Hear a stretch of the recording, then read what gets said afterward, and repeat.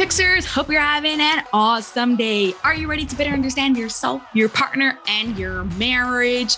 Oh, you will love today's guest. Woo! He is the host of the award-winning podcast, EO Fire, that has over 3,000 episodes. Yep, that has been a daily podcast, 7 days a week, 365 days a year.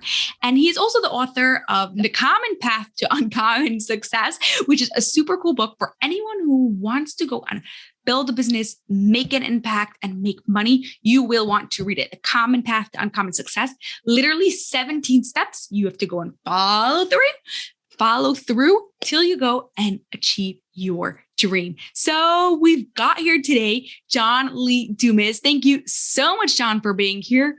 Guys, if John says something that you like, don't forget to share it with someone who you think will benefit from it too. So that way you'll be helping them. You'll be helping yourself. I mean, you won't be helping yourself, but you'll feel better about yourself. And you'll be helping us reach our goal of 1 million downloads per episode by the end of 2025. Thank you, John. Let's get right to it. How did you and Kate meet? So I was living in New York City and just was kind of done with the Northeast. I grew up in Maine, went to college in Rhode Island, was living in New York City. And I'm like, it's cold, it's wet, it's November, it's only getting colder and darker and wetter. It's time for me to go to Southern California. Like, it was just like, let's just go. There's nothing holding me in New York City. So I jumped in my car, drove cross country, went to San Diego where I knew nobody. And I found a month-to-month studio apartment to rent 2 blocks from the beach. That was it. And I found that place, met some cool people. 6 months later, who moves in next door? Kate Lynn Erickson. Oh, God. Oh, literally cross country in order to be able to go and find your one. So how did you know you guys would be able to work together well? So at the point that we decided to give a working relationship a try, we had been together and living together for about 6 to 8 months at that point. So we knew that we were very compatible as a boyfriend-girlfriend, and we knew we were compatible as living roommates because we were living together too.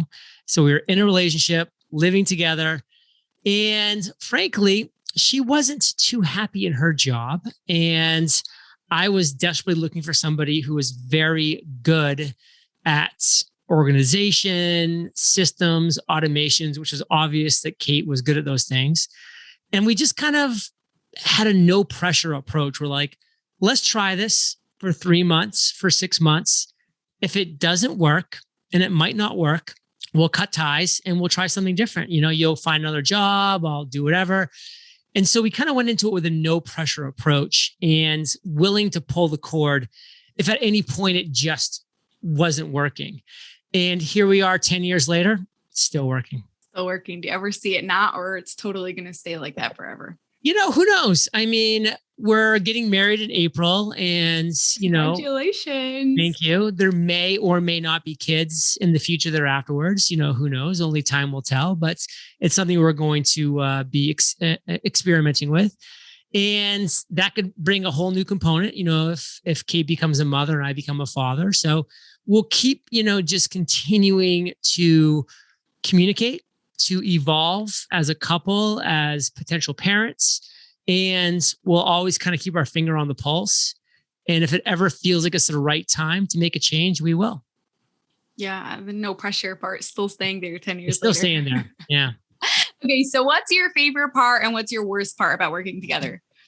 I'd say my favorite part is that, we're just always like on the same page as far as like, we understand when one of us has to just really put in the work because, like I may be like today doing my interview day and Kate gets it because she knows this is what runs the business. So I'm doing back-to-back interviews all day today. So she's covering everything else, anybody that's coming to the house to clean or to do this or do that, or any appointments that may happen, whatever it might be.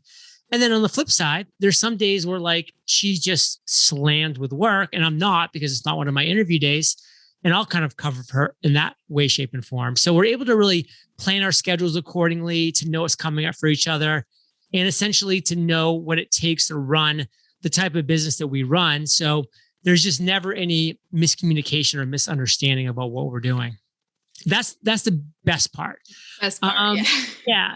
The worst part is, there's just sometimes when I have to treat Kate like an employee because she essentially is an employee in the business. I mean, she's a partner on a lot of levels, but at the end of the day, I launched this business. I'm the big idea person. I drive the decisions, and she's amazing at executing those things.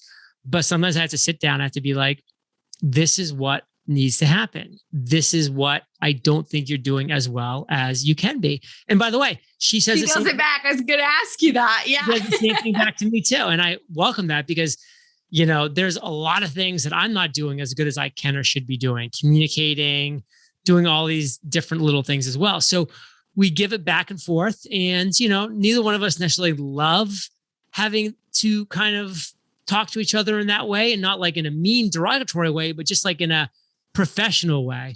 But, I don't think there's any couple that's lovey-dovey 100% of the time, because that gets pretty old pretty quick too. So I think it's fine. Yeah, I think these things could also happen even if you don't work together, like just in the relationship or the way someone does something in the house or things like that. So you're just, like, it's time for you to do laundry. It's your turn to go to the grocery store. Yeah, or you should be doing this a little bit different. I think it'd be smarter. Yeah. So do you ever feel like it's too much? I've never felt that way, because if I ever did feel like it was too much, that's when we would sit down and say, okay, we need to at least start the conversation of why does this feel like this is too much? And then that would lead down a road that, who knows what the ending would be, but we would keep talking and communicating about that. So that has yet to happen, mostly thanks to Kate, because she's just the type of person that doesn't let it get to that point. So time will tell. So she'll like stop you and say, oh, we need to talk about this and work this out. Exactly. Okay. Now you mentioned before today is your recording day. And I know that you do everything in batching, everything that you do. How did you get into it? Like today it's really common. Everyone does like social media batching and things like that, but we call it grouping. We're in Life Picks University and we teach to do it in all aspects of our lives. And most people really don't do that. So I'm curious to know where you got started in it and how you've been able to put in the system so that way it actually lasts so long. Yeah, I call it batching like a baller. That's my phraseology for it. And what it really came down to is just out of necessity. Like, I knew my idea for Entrepreneurs on Fire was strong. I knew that a daily podcast interviewing entrepreneurs had a real chance for success. But to do a 7-day-a-week show, 365 days of the year, was going to be impossible if I did one show per day, because something's going to go wrong. I'll lose my voice. The guests won't show up that day. The internet's going to go down. Power's out. Fill in the blank. A million things could happen. Never taking a vacation, never going anywhere. So I had to sit down and really say, what would this look like if this was easy, or if this could work? And it just became so obvious that if I could just dedicate one day to do all my interviews for that entire week, then I could just have the mental thought process of like, today's my Super Bowl. No matter what, I'm going to wake up. I'm going to go all in. The sun will set. The day will be done. And I will have finished all the interviews, all the things that are on my calendar. And then I'll have the next 6 days to essentially recover, work on other things, take a little R&R. So that just was obvious to me that the only way that something like a 7-day-a-week podcast was going to work was if I batched like a baller. Yeah. And do you do that in other aspects of your life besides for just recording? Everything that I do, because now I just see how well it works. So whatever it is that I'm doing, it's batching like a baller. Okay. Now I'm curious, did you ever like wake up on a day that you had like 8, 10, I don't know how many recordings in one day, and you're like, I don't have a voice, or I'm just so sick?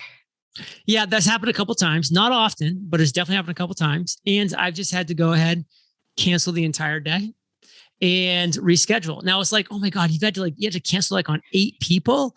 And the answer is yes. But at the same time, it's just each person is only getting canceled one time. So it's not like, it's for them, it's like 8 cancellations. It's just like one person being like, I can't meet today, I'm sorry. And then being like, okay, that's a bummer. And then we reschedule. So it's never been an issue, but yeah, there definitely has been a couple times. And I can remember one time getting back from a conference that was a pretty eventful social conference where I was out late, having some fun at some parties, and I just had no voice. And I just had to reschedule everything. And it wasn't pleasant, but it had to be done. Yeah. And I'm sure like it happens to you too. People cancel on you or not really? It does happen, but very rarely, because people do know that if they do cancel, their next rescheduling is going to be probably 2 months away. And that's just going to push everything back of them getting on Entrepreneurs on Fire by that much time frame. So like typically the bigger and the more popular your show is, the less cancellation percentages you have. It still happens from time to time because things happen. People get COVID. They've got to travel, who knows? And you got to be accommodating. Yeah. Now, do you think your relationship has changed as you became, I guess, more famous or just more well-known? I'd say my relationship with Kate has not changed because she knows who I am. She knows who I was before I launched Entrepreneurs on Fire when I was just working in commercial real estate. And she knows who I was after I launched when still nobody knew what the podcast was or who I was. And then she kind of saw that, growth into, semi, influence and authority status that Entrepreneurs on Fire and myself have now acquired. And, to me, to her, I'm just John, I'm just John, a guy she met 10 years ago, when she moved into a condo complex in San Diego, and it is what it is. Okay, so you want to take us like maybe through a walk of what you were like the past 10 years, like how you changed over that time period? Yeah. So I think the biggest thing that's changed is just overall confidence because, when you launch something, you don't know if it's going to work. You don't have confidence because it's hard to have confidence in something that's a big question mark. You don't know if it's going to work. You don't know if it's not going to work. And then when you do have this like big grand slam home run type of event, like Entrepreneurs on Fire was, like not day one, but by the first year, like we really knew that this was a home run of an idea. Now you're like, you know what? I'm not going to succeed at everything that I do, but I'm very confident that what I'm building here is right for some people. And for those people that it's not right for, they're not meant to be part of my tribe, part of my audience, part of my world. And I'm totally okay with that. So that's just the biggest thing that's changed over the past decade is like just having the confidence to know that every podcast I release is not for everybody. Every course that I create, every book that I write, every speech that I give, it's not for everybody, but that's okay. And just being confident and knowing that I'm always going to do my best to share the best value that I'm capable of sharing. And that's going to be good enough. It may not be like the right answer for everybody, but it is what is meant to be in that moment of time for the people who are meant to hear it. Yeah. Now, do you see what change do you see in Kate over the past 10 years or from when she started working? It's, really interesting that it's going to be the exact same thing, but also for her, it's on such a bigger level though. Because I was a confident person before, just an extrovert. I've done a lot of things in my life with public speaking and with this and the army. And so, I've just always kind of been naturally confident, naturally extroverted. Kate, on the other hand, is very naturally introverted and really lacked confidence on most of the things that it takes to be like an entrepreneur, a podcaster, a speaker, presenter. And she has just completely bloomed into an unbelievably confident individual in all aspects of that. She just gave the opening keynote presentation at Podcast Movement.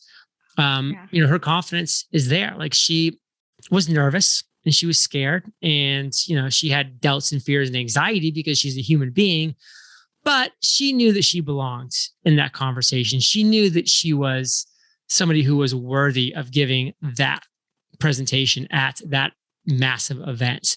So that's been definitely the biggest thing that I've seen evolve with Kate over the past decade. Yeah, that makes a lot of sense. Okay, so before we get to our final question, where could Life Fixers connect with you and learn more about you? eofire.com is our headquarters. A lot of free courses for entrepreneurs. Podcast is Entrepreneurs on Fire. And yeah, that'd be it. Yes. Okay. So, final question that gets asked to everyone is, how would you describe an extraordinary relationship without using love, connection, or intimacy? Communication. That's the single word. If you are able and willing to be communicative at every stage about how you're feeling, about what you're experiencing, about what's going on in your life, then I think you have the ingredients to have a very successful relationship. Awesome. Well, thank you so much, John. This was really fun. I appreciate you coming on here today. Appreciate it. Great conversation. Adios. That's all for this episode of the Life Fix University podcast, but I have a huge favor to ask of you that will not only support the show, but will also help the people you love most. We are striving for 1 million downloads by the end of 2025, and we can't do this without your help. If you love this episode, please share it with 2 of your family and friends so they too can rewire their brains to have an extraordinary marriage. It was awesome spending time with you, and I'll see you on the next episode.